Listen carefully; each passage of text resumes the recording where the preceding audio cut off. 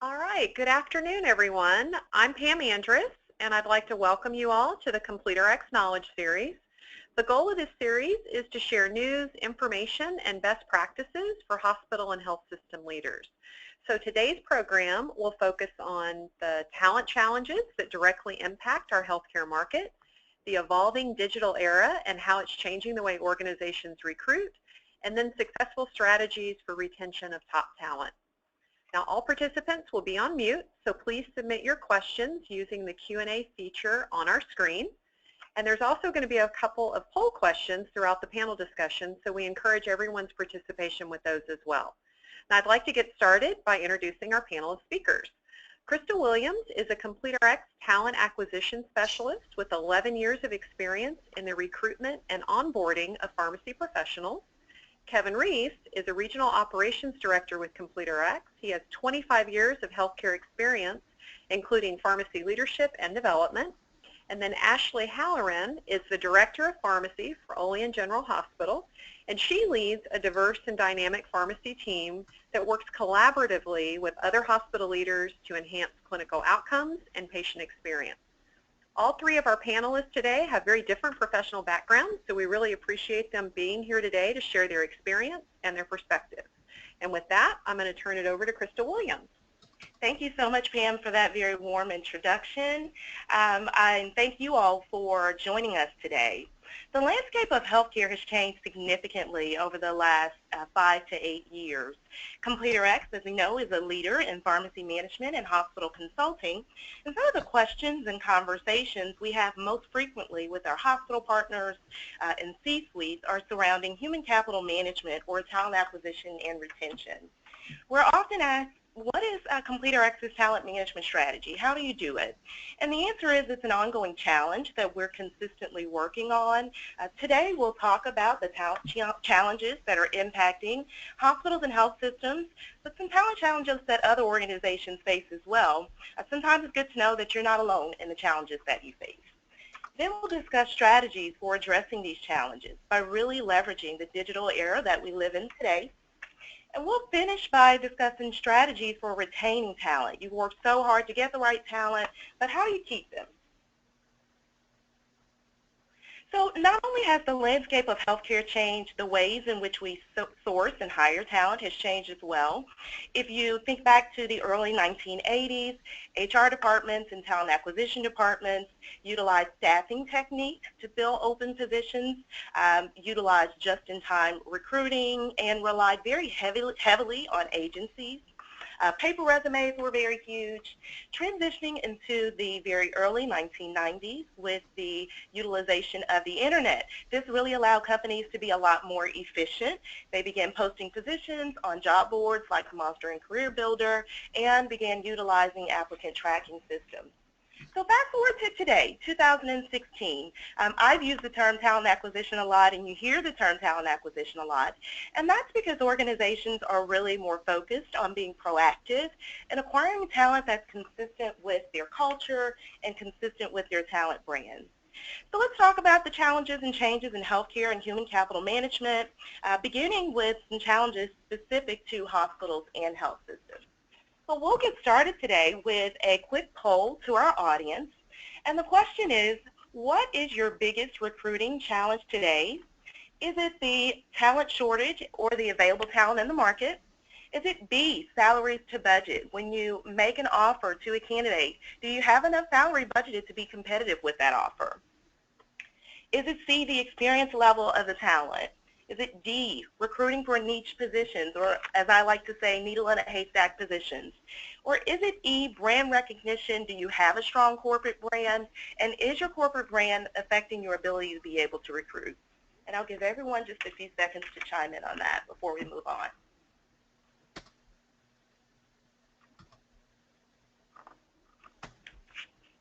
All right, we'll go ahead and close the poll. And Crystal, it looks like 44% said talent shortage or available talent.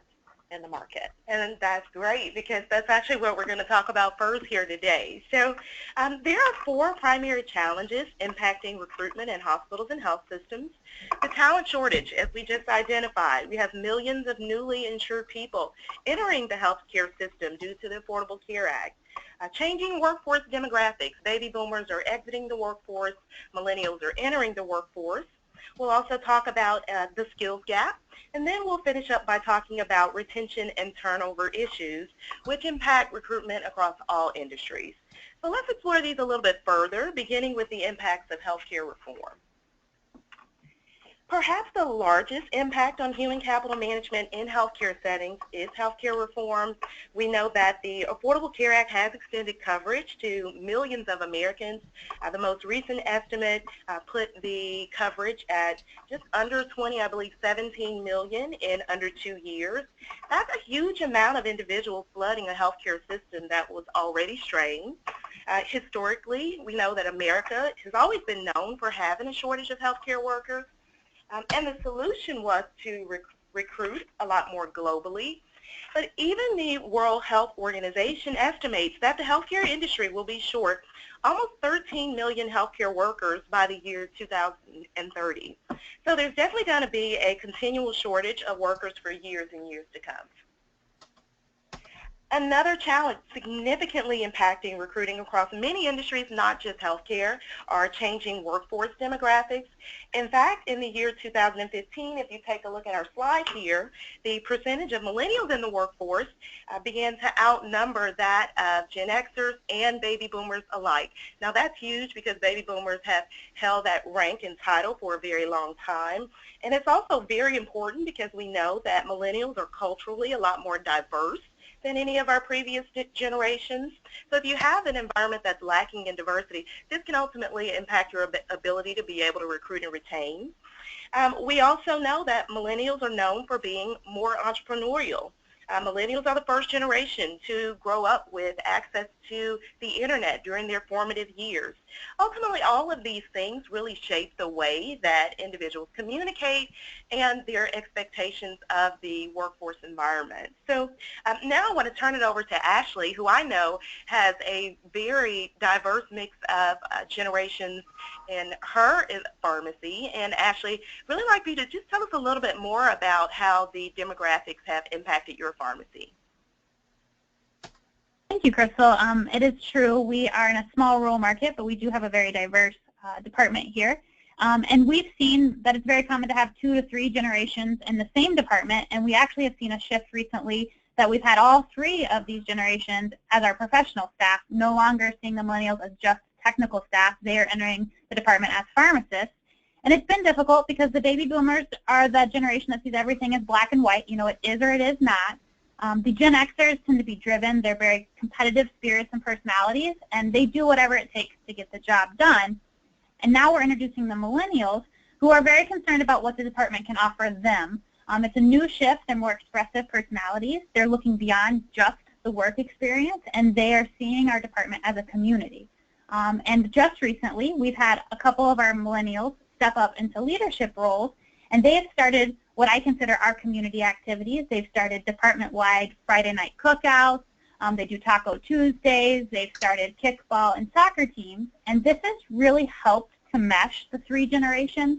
It's developing that community that the millennials are desiring, but it's also developing an effective team for the Gen Xers. So they are getting that team environment they so desire. And it's pushing the baby boomers and actually making them rise and perform better in our department. So we've actually seen a benefit from having all 3 generations here. Thank you, Ashley. That's great. And those are really good ideas that other hospitals and organizations can utilize as well. Another factor significantly impacting hospitals and health systems is a changing healthcare delivery model, often referred to as value-based healthcare. With value-based healthcare, we're seeing that healthcare disciplines are having to be a lot more collaborative in the ways in which they provide care to achieve patient satisfaction goals. And as we see the changes in the ways that healthcare is being delivered, we're also beginning to see an evolution of our traditional roles, like the physicians, nurses, and nurse practitioners. And as individuals' roles are changing, there's a need to be able to learn how to evolve along with the role. So I know that one of the things our pharmacists throughout our organization are being asked to do is be a lot more visible on the floors. So Ashley, can you tell us a little bit about how your staff has become decentralized and what you're doing about that? Yes, we have really seen much with the millennial introduction into the professional staff, a evolution in what are considered the roles of the pharmacy staff. We have just recently decentralized our pharmacists to our floors, and we've also taken on medication reconciliation at a technician level. When we were first introducing these two topics, I had mixed reviews from the staff. They really were apprehensive, and the Gen Xers and the baby boomer age, but the millennials were coming to me seeking these type of opportunities. And in fact, I had a couple very good millennials come to me and say if they couldn't have these type of opportunities, they were going to seek employment elsewhere. And it had nothing to do with the department or any personality clashes. It was just that they desired more from their jobs. So we had to sit down as a department and develop a team environment and a strategy to address both of these apprehensions, I will say, and the shifting roles that were taking place. And what we did was we were very transparent about everybody's strengths and weaknesses, and we were also very transparent that this is really what was in the best interest of our patients. And we encouraged our baby boomers, and we reassured them of their talents, and then we made sure we were engaging those millennials in what I consider traditional roles of the pharmacist, those dispensing roles. Because we do require our staff to do all of the roles. There's no specialized staff here. So we found that this team approach was the best approach for us, and we've really seen great success with both of those programs. Again, thank you very much, Ashley, and way to be proactive about that in your pharmacy. So as we continue to see the evolution of traditional roles like our pharmacist and new roles emerge, CompleterX has actually begun to look at ways to optimize our resources by providing training towards the missing skills. However, it's still a huge challenge. I'm tasked with recruiting for new roles externally in a talent pool that we just talked about earlier is consistently shrinking. With the focus on HCAP scores and their impact on reimbursements, we're seeing new positions like Chief Experience Officer, Pharmacy Informatics is huge, and Medication Reconciliation Technicians. Most of these positions did not previously exist. So the question becomes, how do we bridge these skills gaps and continue to be able to provide the best care at the right cost? An added dimension to the skills gap is the amount of trained leaders available when needed. Leadership is critical to the success of any department, and there's a particular shortage of leaders in healthcare. And so now I'd like to turn it over to Kevin, who has years and years of experience as a leader and training and developing leaders as well. Kevin, tell me how you address the shortage of leaders available within our talent market today. Thank you, Crystal. I think you brought up a great point with the talent shortage. It's estimated that 76% of all middle management plan to leave within the next 10 years. And for the majority that are planning to exit the workforce, there is no succession plan in place or development plans in place to successfully coach, mentor, and bring the new generation of leaders on board. When I entered the world of pharmacy 25 years ago, it was a natural progression for a staff pharmacist to want to go into a management role. Now 30% of current practitioners today would not even consider a leadership role or management role due to the demands on today's pharmacy leaders. So at CompleterX, we are consistently reviewing our internal talent and identifying key individuals to equip them with the necessary tools to become tomorrow's industry leaders. If you look at the next slide, it gives you a perfect example of just how pharmacy has changed over the last 5 years. From the left-hand side of the slide, talking about a traditional pharmacy leader and what's expected, to what today's pharmacy leader is and the expectations of today's leaders. As the healthcare landscape continues to change, hospitals keep asking the directors to do more with less. Just keeping up with regulatory changes alone can be a very overwhelming task. That's why our leadership team at CompleterX has made huge investments to provide subject matter experts to help support, train, and educate our pharmacy leaders. Having subject matter experts in all these areas really allows me in my role to work with our pharmacy leaders in areas such as business acumen. We're great at focusing on patient care, but pharmacy is one of the highest revenue and cost centers in the hospital, and you have to understand how to run today's pharmacy operation as a business. By having subject matter experts in all these areas, it allows me to focus not only on business acumen, but also on the strategic plan, and by actually sitting down with our on-site management team and creating a strategic plan to determine where we want our department to be within the next 12 to 18 months and creating a roadmap to get there. At the same time, we are able to align with our key success factors that we've determined to be with the hospital's expectations, and that ensures everyone that we're going into the same direction. Thanks, Kevin. And again, having effective leadership is so important. We've all heard the saying, people don't leave companies, they leave managers or poor leaders. And turnover can be costly. In fact, the Society for Human Resources Management estimates that it can cost 5 times a hire's annual salary in recruiting, interviewing costs in order to replace that individual. So that means if you have a nurse that's making $100,000 a year, it can cost up to $500,000 to replace that individual. And that's a lot of money, money that can be spent in other areas like training and development. We also know that turnover impacts employee morale, your remaining employees, as they see individuals coming and going. This puts more of the weight on them and causes a decrease in productivity. Decreased production leads to an increased workload on existing employees, and ultimately the morale of the team begins to suffer. So turnover is another huge challenge that impacts our workforce. So in 2016 and years to come, hospitals and health systems are going to need to come to terms with the workforce challenges that impact this industry and will continue to do so for the next 2 decades.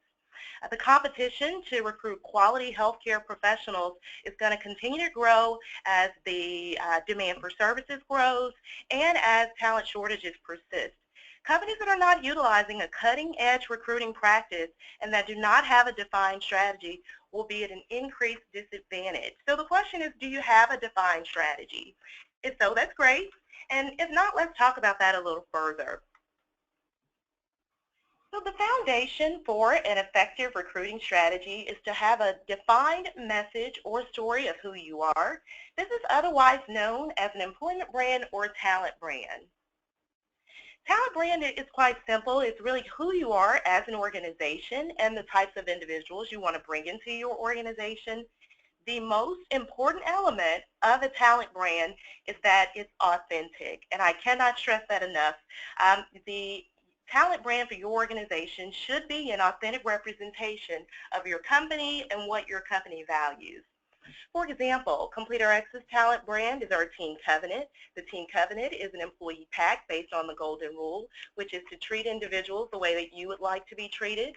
So as we as a talent acquisition team look to bring individuals into our organization, not only is it important that they're a high performer, but it's equally, if not more important, for them to have a high emotional quotient and have a high degree of integrity. Another example is Google. Their employment brand is their unique work environment.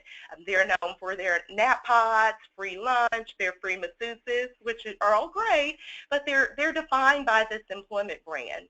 For you, your employment brand may be guided by your mission and value statement, but the important thing is to have one and to have a defined message. If you can't concisely and authentically state what your employment brand is, it's time to get to work, folks. The most important thing to remember is that it must be an authentic representation of what your company values. A great source of information helpful in defining your employment brand are your top performers. Identify your top performers. Be proactive about having conversations with them about what attracted them to your organization, what makes them stay. And then use this feedback to really fuel your mission of defining your employment brand. So once you define what makes your organization stand out and what makes your organization unique, it's time to tell this story. This is the message that you should be sharing with applicants. This is also the message that you should be sharing internally with your employees to make sure that they are continuing to share that message to really garner and increase the amount of referrals to your organization. We know that every organization is unique. What's a dissatisfier for one candidate or satisfier for one candidate may not be for another candidate, and that's okay. That's what you want. That's really the goal of a talent brand. So you should be proactive about telling a story of who you are to attract talent to your organization that's reflective of your brand and your culture. If you don't tell your story, others will do it for you, and it's likely that if others are telling your story, it's not the narrative that you want. Speaking of Google, have you done a Google search on your organization lately? What's the narrative? What's the story that's being told? Is it the story that you like to be told? And if not, get to work on defining that. So you've defined what makes your organization stand out. You're telling that story. Now it's time to share that message everywhere. A recent study from LinkedIn shows that over 75% of job seekers research your company's employment brand before even applying to a job. And this is huge. The reason it's so huge is that when an applicant applies to a job, they're just saying, tell me more, or I want to know more. And we know that the talent market, there is a shortage and competition is heating up. So failure to be in the spaces where talent is looking really means that you're missing out. You're missing out on a huge part of the market. So where are they looking? Where are candidates looking for you? Sites like Glassdoor and the Muse are gaining in popularity, and these sites are just like Yelp or TripAdvisor. When you're going to visit a restaurant or going on vacation, the first place you go to find out about that restaurant or hotel is TripAdvisor or Yelp. The Muse and Glassdoor are similar to that, except this is even more critical because we're talking about people's careers where they spend over 30% of their time, and we know that people's careers are their livelihood. So yes, it's time to share and promote that message everywhere. Where should your employment brand live? This can be a video on your career site. You should be sharing this message in person at your recruiting events. Share your employment brand in email signatures, social media. Again, the important thing is to have a consistent and authentic message. You can't oversell it. The more consistently and authentically you promote your story, it'll resonate with the right candidate, making it more likely for you to attract talent who identify with your culture. So we know that candidates are looking, but where are they looking and where are you looking? With millennials now the largest generation in the workforce, social media recruiting is more important than ever. According to a LinkedIn Global Trends report, social professional networks are the fastest growing source of quality hires globally, increasing almost 75% in the last 4 years. A quarter of all job seekers use social media as their primary tool for job searching. And the really big one is that nearly half of all employee referrals come through social media. So it's extremely important to integrate social media practices into your recruiting techniques. Just having a presence is good, but you also want to make sure that you're posting positions as well. It's also important to share compelling content. And lastly, make sure that you encourage your employees to share content with their followers as well, really getting them to embrace their role as brand ambassadors for your organization. With social media, we know that the degrees of separation between individuals have gone from about 5 to 3. So really leverage that by encouraging your employees to share your positions and share your content, which furthers your brand. So not only are candidates researching you, candidates are also interviewing you. We know that it's a candidate-driven market, and candidates have a lot of options available to them. So this means that they're likely judging their recruiting and interviewing experience with you a lot more critically. So don't estimate the value of having a top-notch interviewing and selection system. Having a defined interviewing and selection system really impresses top talent. It says that you're prepared for them when they come to interview with your organization. And more importantly, it allows you to really be able to focus on the skills that are necessary for success in that role. Internally in CompleteRx, we use a system called Targeted Selection by Development Dimensions International. And Targeted Selection is just it's a behavioral interviewing technique that is designed for hiring managers to interview individuals based on the competencies that have been identified for success in that role. And we've gotten a lot of great feedback from our hiring managers who utilize this tool.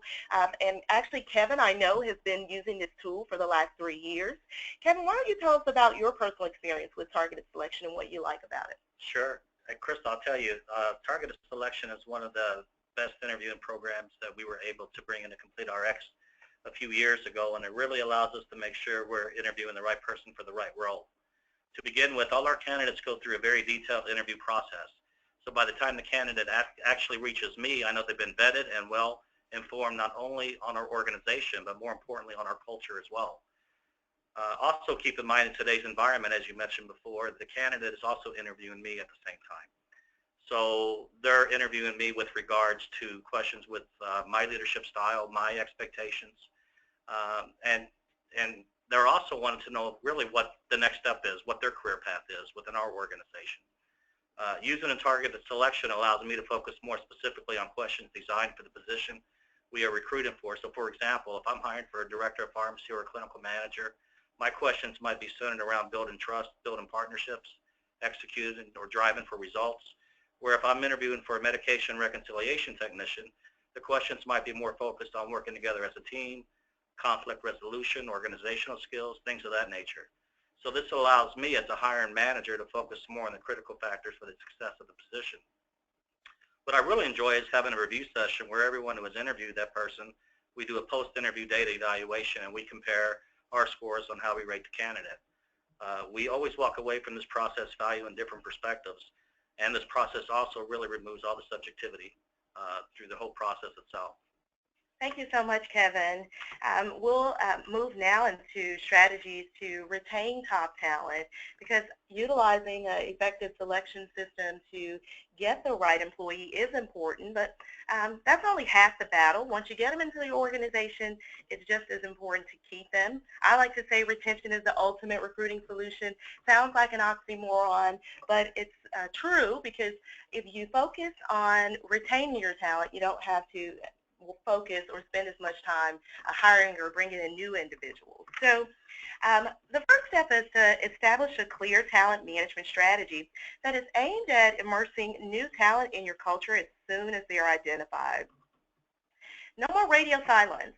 Post-offer, pre-start, we as talent acquisition professionals tend to think that once you have a signed offer, your job is done, but it's not. Go ahead and start establishing a communication pattern with new hires after you have an accepted offer to begin nurturing the relationship from recruiter to new coworker. You also, one of the other things that we utilize, internally with Complete RX is a tool called Red Carpet, and we are literally doing just that. We use that to roll out the red carpet to our new talent, setting the stage for how we like for them to view our organization. And it's really neat because it starts with a video from our CEO telling employees how our organization was founded and what the strategies and initiatives of our organization are. We talked earlier about the tool targeted selection, and another great thing about the targeted selection system is that it's designed to uncover a candidate's personal drivers and motivators in addition to those targets or competencies. And we can utilize this information to develop long-term performance and career goals. Studies reflect that the highest levels of employee engagement are when a new employee starts. So you want to really tap into this by showing your employees that you're invested in their long-term growth from the very start. I actually have a neat acronym that sums up very quickly the key components of an effective retention strategy, and that acronym is SOAR. You know that you want top talent to really thrive in your organization and continue to soar. So the S in SOAR starts for stay in touch or start with the end in mind, like we just described. As a talent acquisition professional, this can be a text message or an email to that individual saying thank you, we're really looking forward and excited about having you. As a hiring manager, this can be the same. You know or have heard from your HR department that the offer was accepted. You can send that individual a quick text message saying, I'm so excited to have you as a new member of our team. The O in SOAR starts for onboard. Establish clear expectations with your new hires. Meet with them regularly to give them feedback, and then revise goals as appropriate. This can be your 30, 60, 90-day evaluations, but also take it a step further by having informal communications as well.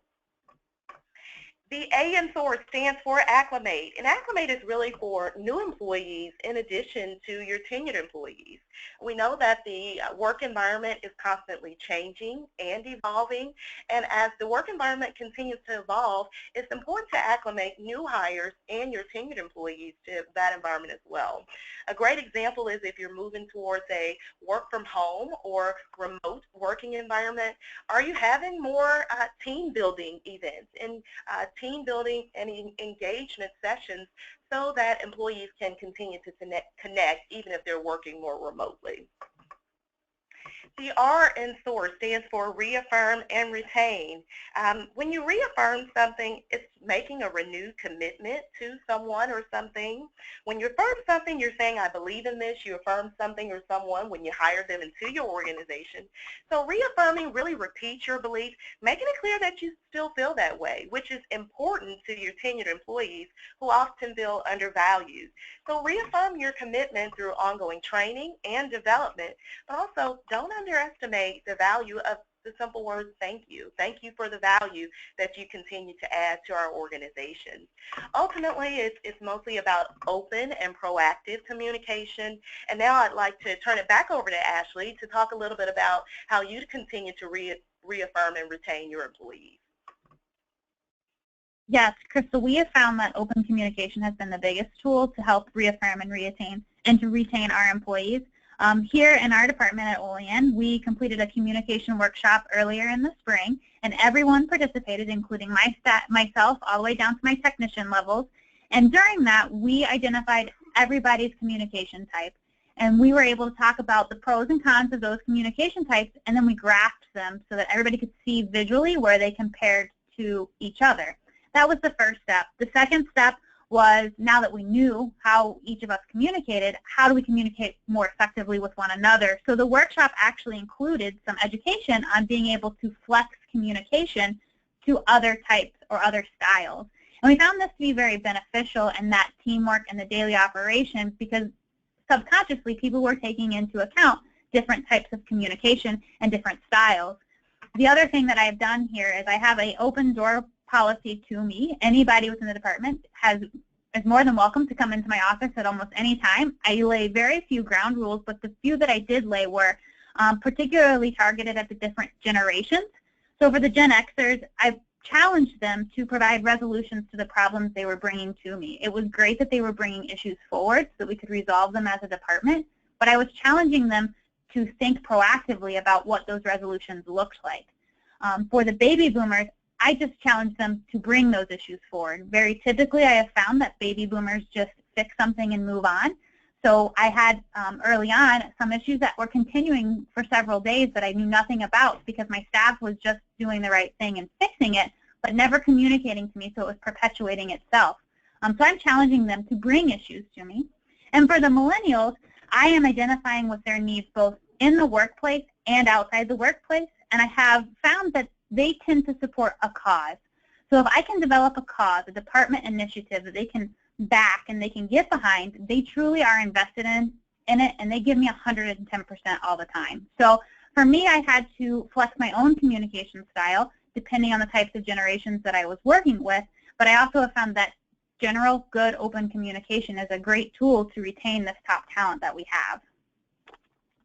Absolutely. Thank you so much, Ashley.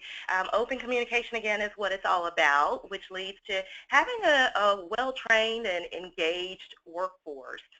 Following up on the R and reaffirm and retain, we talked about the importance of investing in training and development. And we know that a big concern regarding training and development is that it's costly, the cost associated with that. And that you're investing in resources that may ultimately leave your organization and move on. Well, an even bigger concern is that if you don't invest in an employee's growth and development, you're going to have a workforce that doesn't grow. So ultimately what that means is your organization is not growing as well or becomes stagnant, which is what we don't want. So now I have a quick poll to our audience, and the question is, do you invest in professional training or in training and professional development? Yes or no? All right, we're going to give everyone about 15 seconds here to answer the poll question, and then we'll close it out.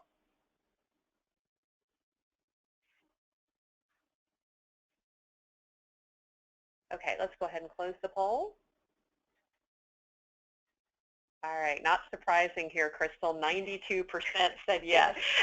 As expected, right? This was one of kind of a gotcha question. We expected 100%, but that's okay. We'll take 92% as well. So yes, most employers feel that they invest in training and professional development. However, would it surprise you to know that 36% of the workforce, only 36% of the workforce, feel that their employees invest in training and development. So training and development is a huge opportunity to gain a competitive advantage against your competitors in the market. CompleterX has taken note of this and invested in a learning management system that aligns training and development with our strategic goals. Again, while we know programs such as this can be very costly, the Society for Human Resources Management reports retention rates of greater than 85% for organizations with defined training and development programs. And this goes beyond your mandatory CEs and mandatory training, which now I'm going to actually turn it back over to Ashley to talk a little bit about that. Ashley, can you tell me a little bit more about that? Yes, Crystal, we have actually seen here as the workforce is transitioning to more millennials being in the workplace, they are valuing more training and something above and beyond the mandatory. So I think this is probably where some of this, what we perceive as skewed data is coming from, is that previous generations didn't request anything extra. They did their mandatory training and considered that great professional training. Our millennials are looking for more training. They're looking for more development, and they actually see it as an investment in themselves. If a company is willing to provide that extra training to them, they are willing to become invested in that company. And for us, it's become a really recent hot topic item because I'm seeing more millennials, and they're actually coming to me and self-identifying some extra training they want to go to, and even identifying some fellow peers within the workplace that they would like to go to this training with. So if I can make it happen, I always try to make that extra happen because it's making my employees well-rounded, but it's also giving them a substantial amount of job satisfaction and letting them know I am invested in them. Yeah, thank you again, Ashley. Ultimately, we know the goal is to have a highly engaged workforce. So training, we know, adds flexibility and efficiency to your workforce. Cross-training employees is another good way to keep your tenured employees as well as new hires engaged. When you cross-train employees, you can do this and they'll be capable in more than one aspect of the business. This also fosters a team spirit where employees learn to appreciate some of the challenges that their coworkers face. We also, I know Kevin talked earlier about directors of pharmacy having to do a lot more with less resources. So the higher amount of individuals that you have from which you can ask to do things and ask to carry out a task, that's just going to make you more efficient as an organization. We know that an engaged workforce leads to increased production. Increased production leads to increased business outcomes, which in the healthcare industry we know leads to increased patient satisfaction scores, which is where the Medicare and Medicaid reimbursements come in. So another key component of a retention strategy is to invest in technology. There is no larger dissatisfier for an employee, particularly a millennial, if they don't have the right tools and the right technology to work efficiently. So it's important to redesign your workforce processes and adopt technology so that you can increase efficiency and have a higher amount of employee satisfaction. And finally, the most important part of a retention strategy are compensation and benefits or total rewards. And we know in today's market, it's about more than the take home, more than the mighty dollar. They're looking for what are the other benefits that your organization offers? Do you have a wellness program where I may qualify for a discount at my local gym? Do you have opportunities that I may be able to work from home or work a flexible schedule? Another great thing that we utilize at CompleterX, we call it a SEED award program. That's a reward and recognition. And this is really a point system where top performers are rewarded for their performance, and they can utilize those points to go online and buy gifts.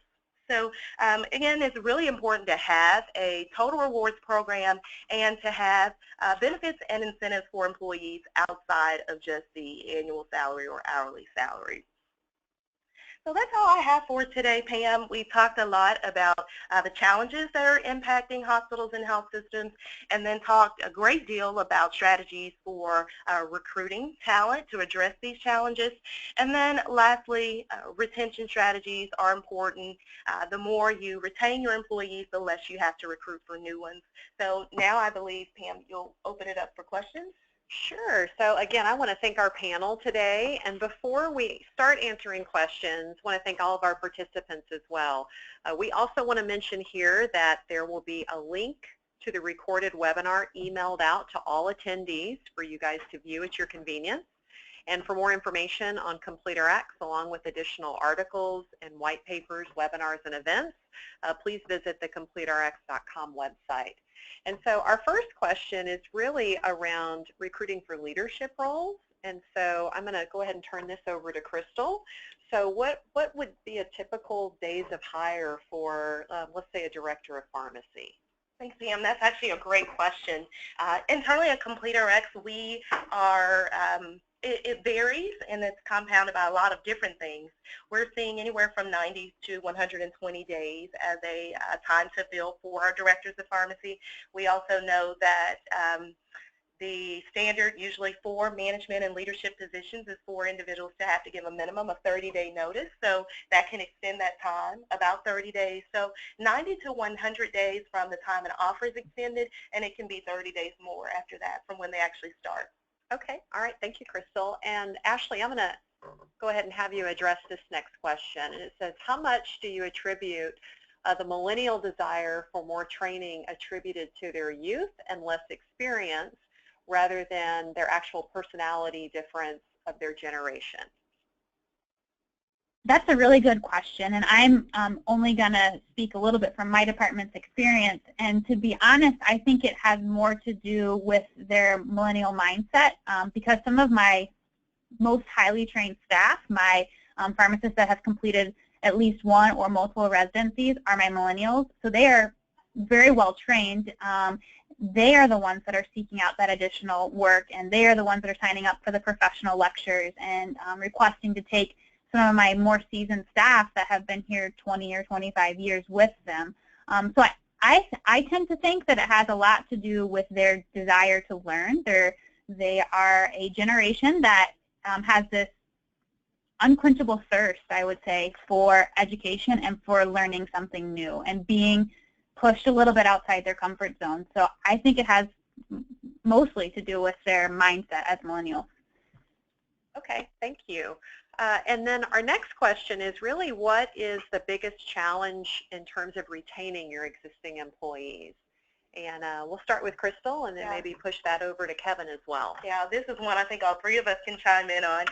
From a talent acquisition perspective, our biggest issue with retention is the talent market. It's a candidate-driven market.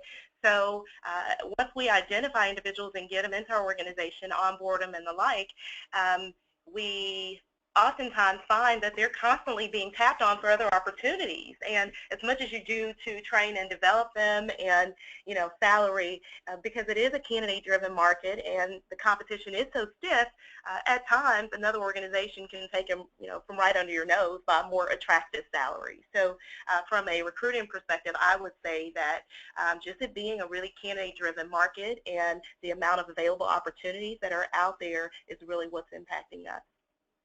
Yeah, and I would say, from my perspective, to retain your top talent is developing relationships. Yeah. You really have to have great relationships with the people that work for you, and you have to sit down and determine what their personal development skills and what their personal development goals are within the next 2 to 3 years, and then you got to provide a plan to help them achieve that. And whether that's actually moving up within our organization or an organization within a hospital or providing a career path for them is essential to take that personal investment in that candidate. Sure. Ashley, did you have anything that you would like to add on that? I just couldn't agree with Kevin's answer anymore. For me, it actually kind of relates back to that first poll question we did. It's really about brand and how we market ourselves. So developing those relationships is so crucial to understanding what kind of environment your employees want to work in, and you know that makes them want to stay. So I think those relationships are so important. Okay, well, thank you all again. We really appreciate our panelists. Because of time, we're going to go ahead and end the webinar now. But if you have any additional questions, please feel free to reach out, and we hope everyone has a wonderful afternoon. Thank you again.